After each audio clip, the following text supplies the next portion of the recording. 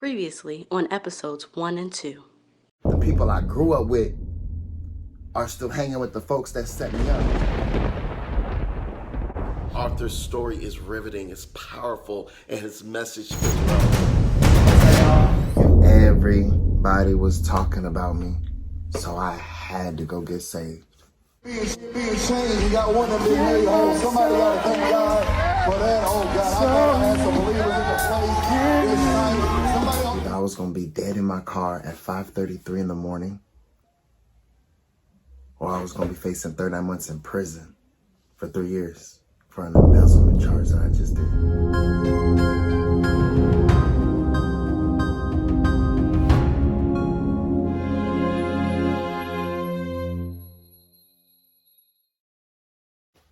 Pretty much everybody was watching me.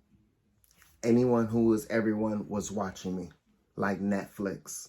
If I was a Netflix show, I would literally be streaming #1 across America globe right now.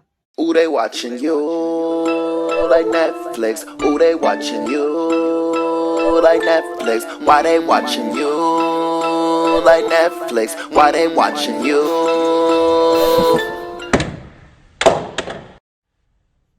Right? And I can tell that they knew that I was up next.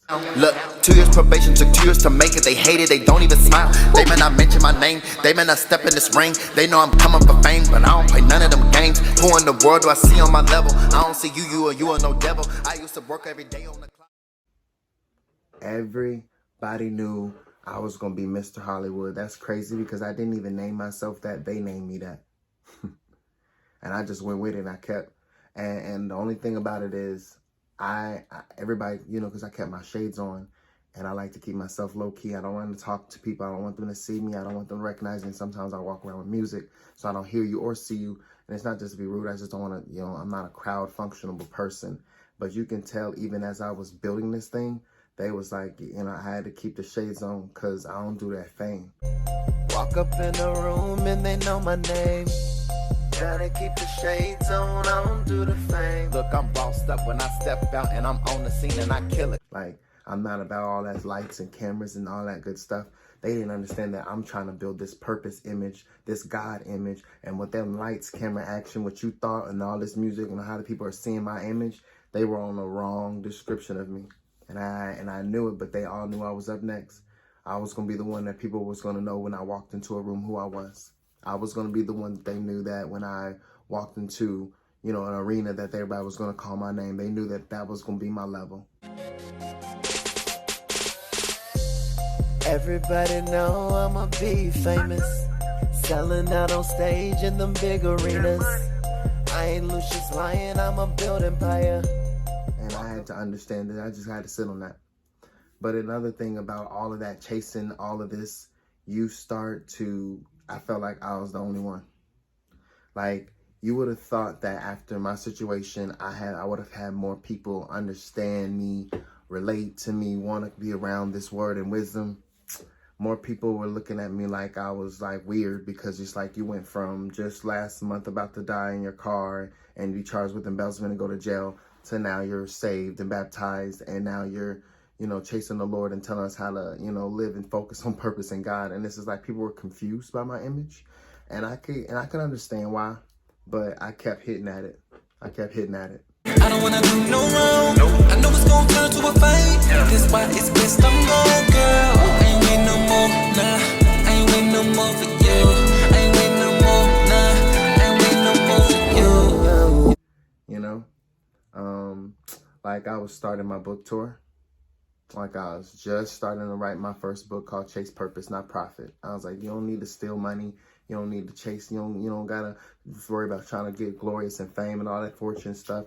Man, just chase your purpose. Chase what's in you. Chase what God put in you for free. The thing you're gifted at and talented that you do effortlessly. That people say you're really gifted at that. Put an LLC, a .com, build your dreams, brand that online, and talk about only that because that is literally your purpose. Chase purpose, not profit. Now, you don't got to be out here chasing all that profit.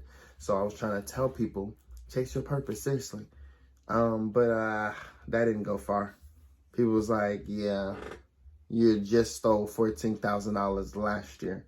And that's a couple years later, you trying to tell me how to not give my profit, but chase, like, I don't know, like, people had the wrong narrative. I can remember, like, so I was headed on my book tour, and I didn't want no distractions. I didn't want nobody hitting my phone.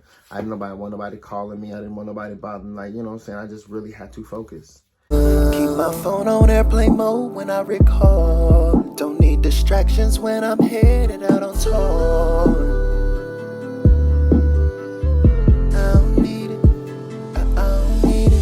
I ain't gotta fake it, boy, I really made it. I'm the one who said it. When they said I couldn't, they ain't really listen. I ain't really tripping. I just wanna live it. Why you can't admit it? I'm the best who did it. I ain't really tripping. I wanted to help my people. I wanted to be around others. I wanted to save more souls.